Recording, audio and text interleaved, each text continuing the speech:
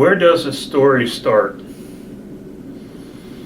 It's a question that many new authors, even some experienced authors, ask themselves before they approach a new project. I'm Stephen Goodale, Gentle Slope Publishing, LLC, located here in Pottsville, Pennsylvania, at the Rockwood Center along Route 61. This is a new location for our office. It had been in Orangeburg, but I've transferred to this particular location for many reasons. But we ask again, how does an author know where to start his book or her book? And the best answer that I could give is based on my own experience. I have 21 published novels. I have a cookbook. I have an instructional book for girls basketball. And that should give you a little bit of a hint, because your life experience is where you should always start with your stories. Now, I don't mean just what has happened to you. I don't mean what has just happened to you or along your lifeline, but things around you that have happened. Locations that you've been in, friends that you've known, situations that have occurred to you, things that have caused you angst, things that have brought you joy. It doesn't really matter. It's part of what you are as an author. You should never consider just going out and writing a book about something that you have no ability to relate to. How do you know that? Well, a lot of people plot out a book. They go from scene to scene, character to character, laying it all out on paper before they even begin their story, and to my mind, that's the wrong way to approach it. It certainly never worked for me. So, how does it work for you? You can sit down and plan and plot, connect the dots all you want, and all you'll have happen to you is the years will go by and you'll have nothing accomplished. Writer, you're a writer when you get up and you want to write something, right? You want to write about something, you want to write about someone, you want to write about an experience, you just want to write. You want to translate that from your own personal experience to something that people can share on a piece of paper or on an audio recording or a movie or whatever. The first step, of course, is to take the first step. So, how do you do that? How do you know what to take? Well, maybe you don't know. But you have the ability to jot down ideas. There's many a book that starts with, a dream. If nothing else, you dream. I personally dream in color. I personally remember my dreams. But I always keep a book next to my bed, or I have a computer nearby, that if I have a dream that really fascinates me, I'll be able to jot down a few lines or get up with grace of my wife. She knows me by now. I'll get up and write a few lines or sentences in a file, and I'll just save the file and I'll go back to sleep. Or I'll sit there for a couple hours working on it, depending on how the mood takes me. But you should never discount what we might call the muse as it strikes you. Walking down the street, maybe a highway, maybe a 2-lane road. It might just be a dirt trace. You're walking down the street and you come across a can. And you kick the can. And you follow it again. Kick it where it lies. And you follow it again. and kick it where it lies. And in the end, you might end up with a can in the middle of a bunch of flowers, maybe in some bushes, maybe in a creek. Now, I don't mean for you to take that can and leave it there, just go pick it up. But look at what surrounds you. I mean, it's just the off chance where you finally end up. If you end up in a field of flowers, what kind of flowers? Is it a sunny day? Is it a cloudy day? Do you hear the buzzing of bees? Do you see the flitter of birds as they go back and forth in their business? Do you see a little bunny rabbit in the field?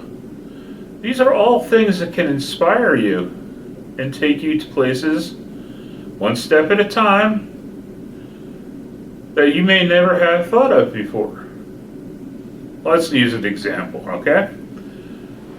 We take and kick that can. Now, I've never been real great at soccer, so I don't kick real straight.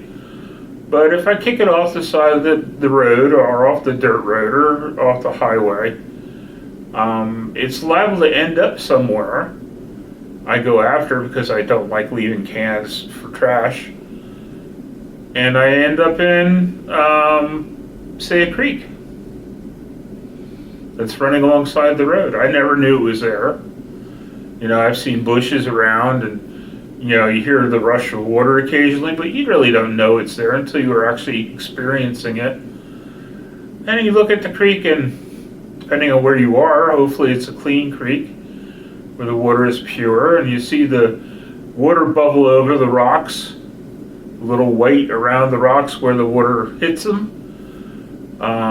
Maybe you look down in a quiet pool and you see small little fish, or you may see a heron, which is a fisher by nature, standing by the side of the stream and looking for those little fish.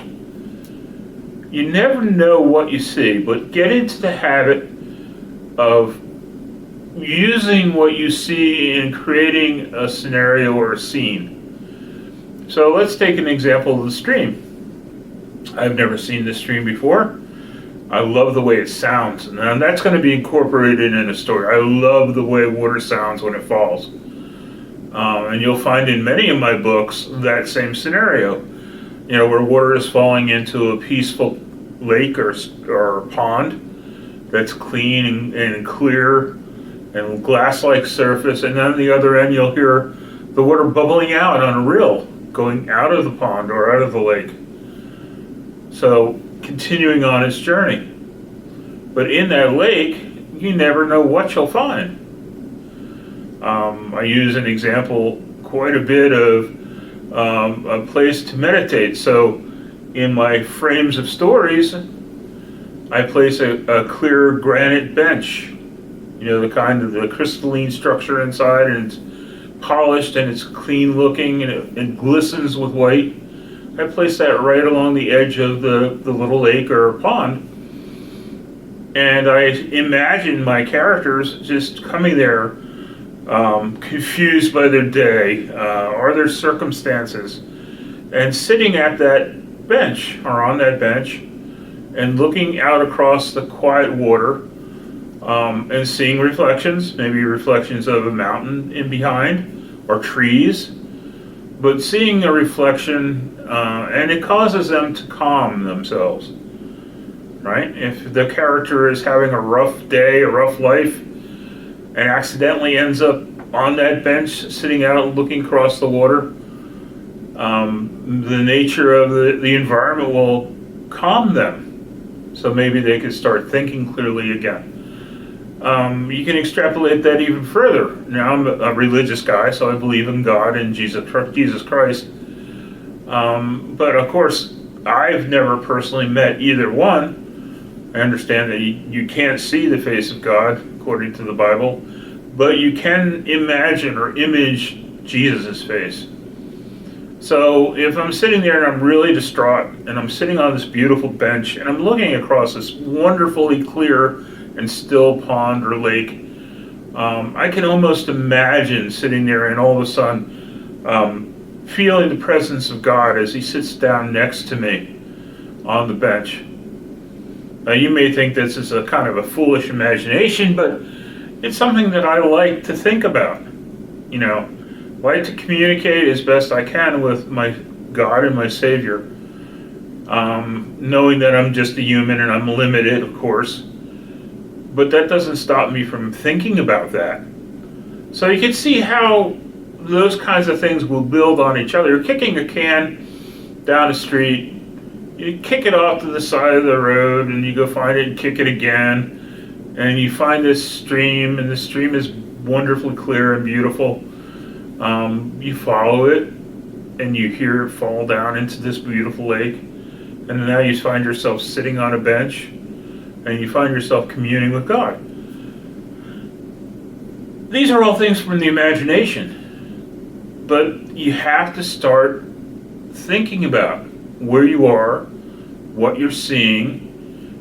Think about the atmosphere. Is it a wonderfully bright and sunny day? Is it a cloudy day? Is it raining? Is it snowing? Think about the atmosphere, refine your imagination, and think about writing down what you've seen or what you feel. Now you've got the beginning of a story. Where it goes, who knows? But it has a beginning, has a start, has a flow to it, has a reason for it. And you, as an intelligent person, an author who's always got a head on their shoulders, you can take that anywhere you want. I believe in that kind of evolution of a story. I call it organic writing, where you're starting with that particular beginning, and you end up with a whole string of scenarios that are storylines, and you concentrate on the storylines that make the best sense for you, and keep that flow. Remember the flow of the rill of the water going into the pond or lake, and then the quiet rill going out. That's a flow. So you want to have a story that flows from one scenario to another. You may fragment your story, branching out I call it, where in the story one character goes off on a tangent and does something else, but in the end those tangents all come back to the flow. So when you're writing your story and you find yourself, going off on tangents or little side stories perhaps, always think about bringing them back to the conclusion. Now, in most of my writing, I can imagine the end of the story before I even start writing the first page. And that's helpful for me because all those tangents now are something that I can develop and I can bring down into the flow of the story and join them together, and they will make logical sense. I won't lose my reader just because I have different scenarios going on at the same time, as long as they flow down and join together to the conclusion. So these are just things that I wanted to tell you. We'll do many of these little seminars in the future. I want to help you bring out the story that's in you. Everybody has a book in them, it's said. I would love to help you bring that book out. And that is kind of the nature of Gentle Slope Publishing. The name itself reflects the philosophy. So if you go to a regular publishing house, you're one of thousands of submittals. You're lucky if somebody actually even looks at them, apart from looking at maybe the title or the cover that you sent in. Chances are that they're going to pass on it and just move along to another one. Many of the authors who are traditionally published that I know have what we call an in at the end, okay? They write a story, it's good, it's acceptable to a publisher, gets published by the traditional publishing companies, gets marketed out there in a traditional way, and then the next book comes along that she or he writes, and she submits that to her publisher, whoever the podunk person is that's been assigned to her particular case, and then it's easier, okay, after that, and it's easier, and it's easier. But that is an extreme rarity in life. Getting through that front portion is tough, okay? So Gentle Slope is designed to help you understand how to be creative, how to bring your story out, how to put it down on some sort of media that can be used. I prefer Microsoft Word, but I've worked with many others. To just see how your story goes. In Gentle Slope Publishing, if you have a book in mind or a story that you want to write, we'll invite you in for a no-cost meeting, and you'll sit down with me. You may have an assistant editor also here with me, but we'll sit down and listen to what you have to say, what your story is, where you want it to go. And then we'll make some sort of determination whether we think it's a commercially viable story, one that can possibly attract interest to readers, or one that's just something that you want to put out that's just you, and you don't care about what happens to the book once it's done. You'd be surprised how many people are like that. They want to create a book, and all well and good. Once the book is done, that's all they have. They're done with it. They don't want anything else to do with it other than just give it out to their friends. Say, here, look at what I wrote. On the other side of the coin, there are a lot of authors, and myself included in that, who want their public to see the books that they've written. So that's another aspect of Gentle Slope Publishing. It's not just getting your book edited and formatted and ready to print. It's the whole smash.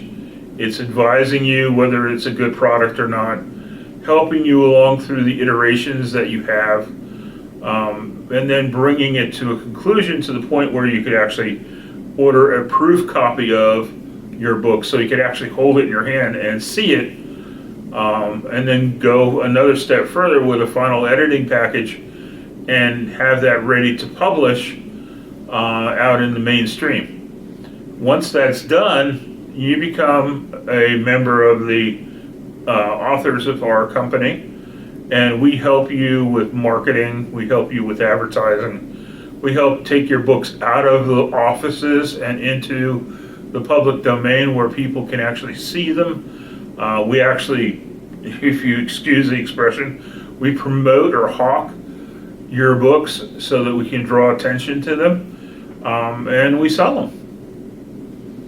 So it's a complete package, and it's not like a vanity press. We're not asking you to fork out $5,000 or whatever it is. We'll take a look at your project, and we bill you in 2 steps, okay? The first step is the editing process, where we check out your grammar, your sentence structure, your character development, your storylines, your timelines are very important, the scene settings, that kind of thing. We try to help you solidify all of those things in the editing process. Once we're done with that, and you and I, or you and my associate editor, have come to an agreement that this is where we want to go, we will then set that up for printing, the correct formatting, the correct fonts, the correct sizes, margins, sizes of books, covers, that kind of thing. And we'll put that together. We'll give you one more opportunity to look at it before we go to the proof set. But the proof is where we go. We want to order 2 proofs. That's on you. You pay the price for the 2 proofs. One goes to you, one goes to us. And then we go through it a final time. So we'll take you, and you'll have gone through your book one more time. Making whatever comments or editing you want on the book, just right into it, and we'll do the same, and then we'll bring those 2 proofs together and do a final editing piece on it, and then when that is agreeable, we publish it. Okay? So you are involved with all the steps. We don't take a lot of authors at once. I have a stable, if you want to excuse the expression, it's a stable of about 25 to 30 authors. I have just put on an associate editor, which will allow me to maybe double that. So you're going to look at 50 to 70 authors that I'll be dealing with. So you won't be forgotten. Your book won't go into the circular file or whatever. It'll be accomplished, and we'll work with you the entire way. So this was just basically a introduction, if you will, to the beginning points of writing. Some hints about that. Keep a notebook near your bed. If you have an odd thought during the day that sounds like it might be interesting, jot it down. You don't have to elaborate it. You don't have to do anything silly with it. Just put a line or a sentence saying this is this, this is that. And then you can always come back to it because you have it saved or written down, an important point. And then just let it flow. Remember the stream coming into the lake and the reel going out of the lake as it feeds out. Just let your spirit flow with the story. And pretty soon you'll find that you have a completed book. And one that's respectable and can be put out for the general public's consumption and your friends and family as well, however you want to do that. But our aim here is to get you over that initial, what do I do, how do I do it, get you through that, get you started on your journey, follow you through your journey, help you over the rough spots, do the editing and the formatting, get your book published, and then it's yours. We don't keep any of the rights, so it's your book to do what you wish with. But there are outlets down the road if you want to help. And we want us to help take you into the video, the commercial movie position, sending out scripts, that kind of thing we can help you with as well. You also do websites, which our authors appreciate. We do a website for an author if they wish us to, and in that website we'll have information about the book, about the author, how they went about their business, a way to purchase the book. So if you publish with us, you automatically get a position on Amazon.com, and you will be able to advertise it that way. You'll be able to have us put an icon on your website with a picture of your book perhaps, have them click, and then it goes right to where they can order from Amazon. The other thing that we do here, we actually take your books out. So we have obviously an office where your books are here for public to see, but we also take them out on fairs and festivals and occasions that will work. We also set up writers signing events so that you can actually have people come in and sit down and talk with them, have your books handy, have them purchase the books directly from you, and have you sign them, which is extremely important. So there's a lot to it. I'm going to leave it here. As I said, this is the first of probably many videos that I will do with you, just to break the ice, to get you familiar with what we do. Again, this is Gentle Slope Publishing. We were established in 2022, right after the COVID thing. We've been around the Origsburg area ever since. We had our offices in Origsburg in the town, but recently moved them to the Rockwood Center in Pottsville. Rockwood Center is basically right in front of the giant grocery store along Route 61 South. So pop in. It's 1505 Rockwood Center, South 61, Pottsville, PA 17901, and we're Suite 7. And you'll see signs for us as you come through.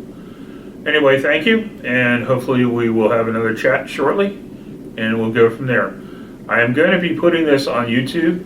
We do have a YouTube channel, Gentle Slope Publishing, LLC, and you'll be able to see this video as well as many of the other videos we've done. Thank you.